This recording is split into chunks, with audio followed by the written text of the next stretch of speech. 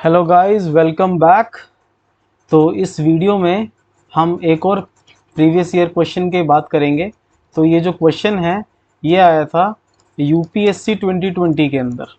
ठीक, ये क्वेश्चन कहाँ आया था? यूपीएससी 2020 के अंदर, और ये है फंडामेंटल राइट के ऊपर। तो क्वेश्चन हम देखते हैं। क्वेश्चन कह रहा है which one of the following categories of fundamental rights incorporates protection against untouchability as a form of discrimination. तो बिल्कुल ध्यान से देखेंगे। क्या है? Which one of the following categories of fundamental rights incorporates protection against untouchability as a form of fundamental as a form of discrimination. ठीक, तो हमें पता है कि अनटचेबिलिटी वाला जो आर्टिकल है वो है आर्टिकल नंबर 17 फंडामेंटल राइट के अंदर। कौन सा आर्टिकल है? आर्टिकल 17। तो सारे के सारे एक बार ऑप्शंस देखेंगे। ओके, राइट अगेंस्ट एक्सप्लॉयटेशन में कौन से आते हैं? 23 और 24 आते हैं। 23 कौन सा है? ह्यूमन ट्रैफिकिंग वाला, फोर्स, और ये वाला चाइल्ड लेबर वाला। 24 कौन सा है? चाइल्ड लेबर वाला। राइट टू फ्रीडम कौन सा है? Right to freedom.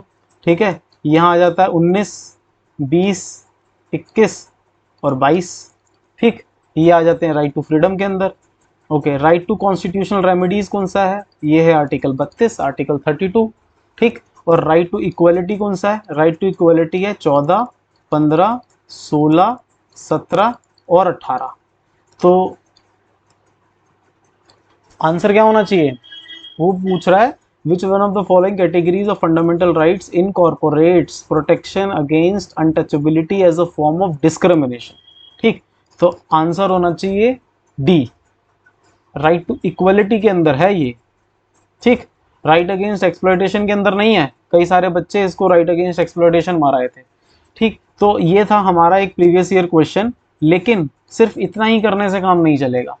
हमें, अगर हम प्रीवियस ईयर क्वेश्चंस को, अगर हम प्रीवियस ईयर क्वेश्चन को एनालाइज कर रहे हैं, अगर हम प्रीवियस ईयर क्वेश्चंस को एनालाइज कर रहे हैं, तो एक बार सारे के सारे फंडामेंटल राइट्स हमें स्किम कर लेने चाहिए।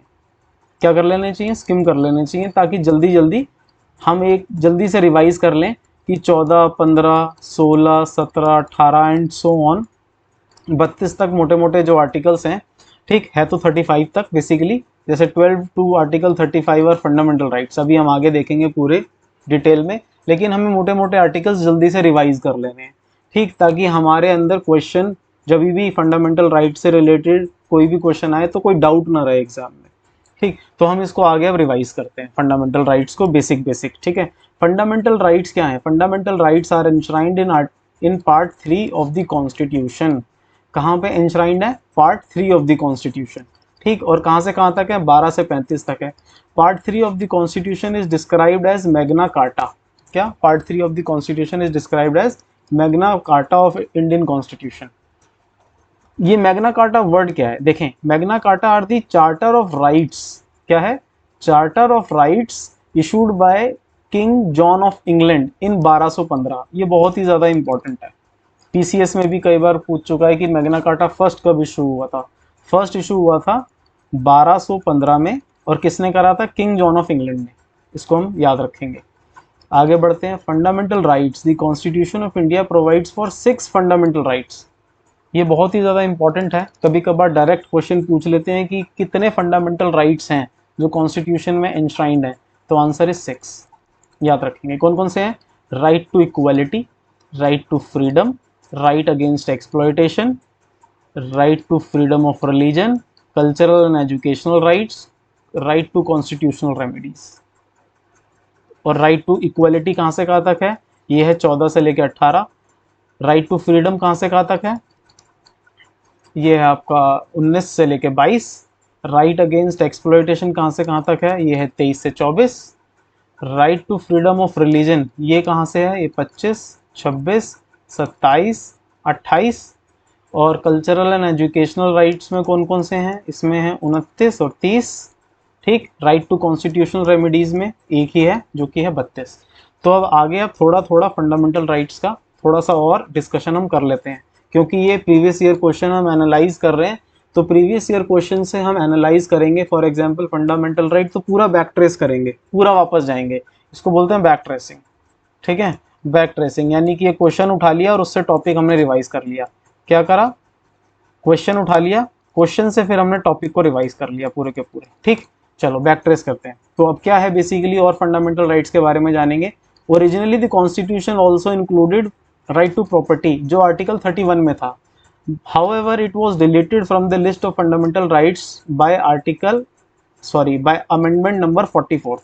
तो 44th कॉन्स्टिट्यूशनल अमेंडमेंट जो कि 1978 के अंदर आया था, इसने राइट टू प्रॉपर्टी को, फंडामेंटल राइट को एज इन हटा दिया था और इसको लीगल राइट बना दिया था। कौन सा राइट बना दिया था? लीगल राइट बना दिया था अंडर आर्टिकल 300A। और पार्ट कौन से में डाल दिया था? पार्ट 12 में। तो ये बहुत ही ज़्यादा इंपॉर्टेंट है, ये पीसीएस में पूछ लेते हैं। ठीक है, ये पीसीएस के अंदर पूछ लेते हैं, इसको याद करना है। 44th अमेंडमेंट एक्ट के थ्रू हटाया था, 300A के अंदर डाल दिया था और पार्ट 12 के अंदर। ठीक, इसको आप याद रखेंगे। Provisions for laws violating fundamental rights, देखें आर्टिकल 13 क्या कहता है। आर्टिकल 13 कहता है of Indian constitution declares that all laws that are inconsistent with or in derogation with any of the fundamental rights shall be void। यानी कि अगर आपने कोई ऐसा लॉ बनाया, आर्टिकल 13 क्या कहता है? आर्टिकल 13 कहता है आपने ऐसा कोई लॉ बनाया जो कि फंडामेंटल राइट्स के खिलाफ है, तो वो नल एंड वॉइड हो जाएगा सर, उसकी कोई अहमियत नहीं रह जाएगी। ठीक, तो इसको अच्छे से पढ़ेंगे लक्ष्मीकांत से। दोबारा से क्या है, आगे मोटा मोटा देखते हैं। Further the article declares that the constitutional amendment cannot be challenged as it is not a law। तो ये important है, constitutional amendment जितनी भी हैं वो law नहीं है, वो constitution के अंदर आता है, वो law नहीं है, इसीलिए वो fundamental rights को अगर वो violate करेंगी या कुछ भी करेंगी तो वो challenge नहीं हो सकती। लेकिन but इसके पीछे एक clause है। इसके पीछे क्या क्लॉज है? सुप्रीम कोर्ट ने केशव नंदा भारती केस जो कि 1973 में हुआ था, इसमें ये बताया था that a constitutional amendment can be challenged if it violets a fundamental right on the basis of basic structure. यानी कि अगर किसी भी कॉन्स्टिट्यूशनल अमेंडमेंट ने बेसिक स्ट्रक्चर को वायलेट करा, बेसिक स्ट्रक्चर को वायलेट करा, तो उसको हम चैलेंज कर सकते हैं, सुप्रीम कोर्ट में उसको चैलेंज कर सकते हैं। चलिए आगे बढ़ेंगे। रिट ज्यूरिसडिक्शन कहाँ है? रिट ज्यूरिसडिक्शन में है बेसिकली ये आर्टिकल 32 के अंदर प्रेजेंट है और हाई कोर्ट के अंदर 226 यानी कि 226 के अंदर प्रेजेंट है। ये क्या है? रिट्स कौन कौन सी है हमारे पास? हेबी कॉर्पस है, मैंडेमस है, प्रोहिबिशन है, सर्सोरारी है एंड क्यू वारंटो। ठीक है, habeas corpus, mandamus, prohibition, certiorari and quo warrant. तो ये 5 रिट्स हैं 32 के अंदर, इसको याद रखेंगे। ठीक, अब कुछ बेसिक आर्टिकल्स देख लेते हैं। ठीक है कि 14, 15, 16, 17 एंड सो ऑन में मोटे मोटे आर्टिकल्स में क्या लिखा है। एज इन ये क्वेश्चन फंडामेंटल राइट्स के ऊपर था, तो हमें बेसिक आर्टिकल्स रिवाइज होने चाहिए। क्या होने चाहिए? रिवाइज होने चाहिए। चलिए रिवाइज करते हैं। Equality before law, article 14। ठीक, आर्टिकल 15 क्या कहता है? Prohibition of discrimination on grounds of religion, race, caste, sex और place of birth। 5 चीज़ों पे डिस्क्रिमिनेशन नहीं होगा। किस किस पे बेसिस पे नहीं होगा? रिलीजन, रेस, कास्ट, सेक्स और प्लेस ऑफ बर्थ। ठीक, आगे बढ़ते हैं। आर्टिकल 16 क्या कहता है? Equality of opportunity in public employment, यानी कि जो पब्लिक एम्प्लॉयमेंट है उसमें इक्वलिटी मिलेगी। ठीक, आगे भी देखते हैं। आर्टिकल 17 इसके रिगार्डिंग हमारा क्वेश्चन था, तो ये इंपॉर्टेंट हो जाता है। इसके रिगार्डिंग क्या क्वेश्चन था? Abolition of untouchability. Article 17 abolishes untouchability and forbids its practice in any form। Any form मतलब वर्बल भी, या इवन एनी फॉर्म का मतलब एक सोच भी। The enforcement of any disability arising out of untouchability shall be an offence punishable in the court of law। और इसके लिए इसको सजा भी मिल सकती है जो अनटचेबिलिटी प्रैक्टिस करता है। आर्टिकल 18 क्या कहता है? Abolition of titles. ठीक है, इसको हम रिवाइज कर लेंगे। आर्टिकल 19 ये थोड़ा इंपॉर्टेंट है, इसीलिए मैंने ये सारे के सारे यहाँ पर रिवाइज करने के लिए लिख लिए। तो आर्टिकल 19 क्या कहता है? आर्टिकल 19 ना बेसिकली क्या है? फ्रीडम 6 फंडामेंटल राइट्स है। ठीक है, 6 फंडामेंटल राइट्स हैं। कौन कौन से हैं? बेसिकली राइट टू फ्रीडम में right to freedom of speech and expression, ये ए के अंदर आ जाता है। बी के अंदर आता है right to assemble peacefully without arms, यानी कि हम असेंबली कर सकते हैं लेकिन हमारे पास हथियार नहीं होने चाहिए। थर्ड क्या कहता है? राइट टू फॉर्म एसोसिएशंस और यूनियंस और कोऑपरेटिव सोसाइटीज़, कोऑपरेटिव सोसाइटीज़ हम बना सकते हैं, ये फंडामेंटल राइट है हमारा। आर्टिकल ओके डी क्लॉज क्या कहता है? डी क्लॉज कहता है right to move freely throughout the territory of India. किसकी बात करता है डी? मूवमेंट की, यानी कि हम पूरे भारत में कहीं भी मूव कर सकते हैं।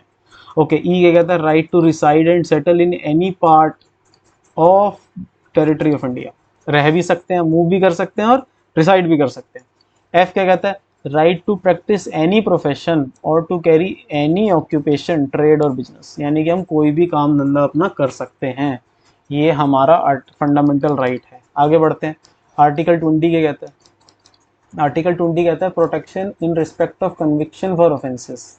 ठीक, ये कन्विक्शन से आपको, कन्विक्शन से नहीं, एक्चुअली किस तरीके से कन्विक्शन ज़बरदस्ती आपका नहीं कराया जाएगा उस तरीके से आपको प्रोटेक्शन देता है। ठीक, protection of life and personal liberty article 21, जो कि सर्वोत्तम फंडामेंटल राइट के फॉर्म में माना जाता है। फिर आर्टिकल 21 भी देख लेते हैं लगे हाथ। 21 क्या कहता है? This provision was added by 86th constitutional amendment act of 2002। तो इम्पोर्टेंट ये याद है, याद रखना पड़ेगा। 21A किसके, कौन से कॉन्स्टिट्यूशनल अमेंडमेंट के थ्रू आया था? ये आया था 86th कॉन्स्टिट्यूशनल अमेंडमेंट के थ्रू, और ये कब आई थी? 2002 के अंदर। इसको याद रखेंगे, बहुत बहुत इंपॉर्टेंट है। ठीक, चलिए। राइट टू एजुकेशन 21A के अंदर कब ऐड हुआ था? ये हुआ था 86। ठीक, protection against arrest and detention article 22, protection against arrest and detention की आपका आर्बिट्री अटेंशन नहीं, आपको अरेस्ट नहीं करेंगे और ये सारी चीज़ें, ये किस में है? ये 22 के अंदर है। राइट अगेंस्ट एक्सप्लॉयटेशन, ये किसके अंदर है? राइट अगेंस्ट एक्सप्लॉयटेशन 23 और 24। तो जल्दी जल्दी देख लेते हैं। आर्टिकल 23 क्या कहता है? 23 कहता है Indian constitution prohibits human trafficking और बेगार। बेगार क्या है? फोर्स लेबर, यानी कि आपसे काम करा लिया और आपको पैसे नहीं दिए, तो ये 23 में है। चाइल्ड लेबर पे प्रोहिबिशन लगेगा, कौन से आर्टिकल के अंदर है? 24 के अंदर है। Freedom of conscience, profession, practice and propagation, इसको देखेंगे। Conscience, profession, practice and propagation of any religion is 25, इसको याद रखेंगे। Freedom to manage religious affairs, यानी कि मैं अपने रिलीजियस अफेयर्स को खुद मैनेज करूँगा, ये मेरा मौलिक अधिकार है 26 के अंदर।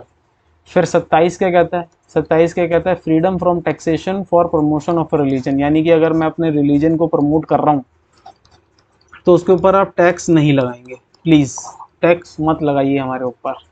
आगे बढ़ते हैं। Freedom from attending religious instruction article 28, यानी कि एक पर्टिकुलर अगर कोई रिलीजियस इंस्ट्रक्शन हो रही है, कोई सभा हो रही है, ठीक है, या फिर डिस्कोर्स कहीं चल रहा है, तो मैं वहाँ पे जाके अटेंड कर सकता हूँ, कोई मुझे नहीं रोक सकता।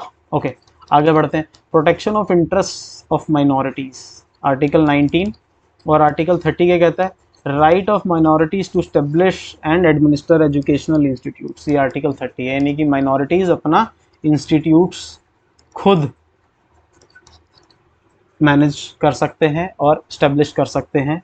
ठीक है, ओके। आर्टिकल 32 क्या कहता है? फाइनली मेन आर्टिकल्स हमने देख लिए। आर्टिकल 32 कहता है राइट टू कॉन्स्टिट्यूशनल रेमेडीज, जिसमें रिट ज्यूरिसडिक्शन है। कौन सा ज्यूरिसडिक्शन है? रिट ज्यूरिसडिक्शन है। और रिट ज्यूरिसडिक्शन जो 5 रिट्स हैं मैं आपको ऊपर बता चुका हूँ। ठीक है, तो 5 की 5 आप रिवाइज करेंगे। तो ये थी फंडामेंटल राइट्स को रिवाइज करने की एक छोटी सी वीडियो जो कि आपने देखी, और इसी तरीके से हम सारे क्वेश्चंस का एनालिसिस करते हैं। यानी कि हम कोई भी यूपीएससी का क्वेश्चन पढ़ रहे हैं, सिर्फ क्वेश्चन पढ़ के आंसर पे टिक नहीं लगाना है, हमने सारे ऑप्शंस का डिटेल एनालिसिस करना है।